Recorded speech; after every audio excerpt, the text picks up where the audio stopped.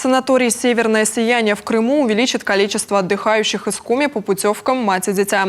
Такое поручение правительству дал глава республики. Второй год подряд учреждение работает в круглогодичном режиме. Это позволило не только сохранить, но и расширить количество рабочих мест в санатории, а также увеличить поток жителей республики, приезжающих на оздоровление. В 2022 году загрузка «Северного сияния» увеличилась. Сейчас она составляет 41,7%. К июню планируется приблизиться к 60%. Задачу я поставил правительству не менее 75% держать наполняемость, потому что точно совершенно понимаю, что сегодня мы не дорабатываем именно с нашими мамами, которые туда готовы заехать и в невысокий сезон с детками на заезды мать и дитя, но возможности такой мы сегодня им не даем. Поэтому в том, что не обеспечиваем достаточное финансирование именно на заполняемость не менее 75%, потому что это уже выше порога безубыточности, а соответственно санаторий может и вкладывать средства, которые зарабатывает на отдыхе наших жителей республики и детей в развитие. Глава Коми поручил Минздраву посчитать дополнительную потребность в путевках и выйти на региональный Минфин с предложением о дополнительном финансировании.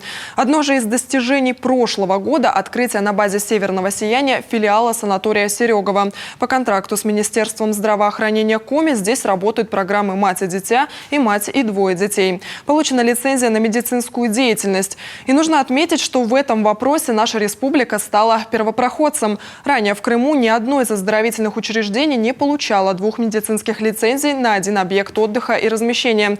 Этот шаг позволил перевыполнить план по оздоровлению жителей региона. В прошлом году в санатории проведена реконструкция, причем без привлечения инвестиций или заемных средств. Произведен ремонт и техническое переоборудование системы нагрева водоподготовки уличного бассейна, что позволяет нагревать его до 28-30 градусов даже мороза.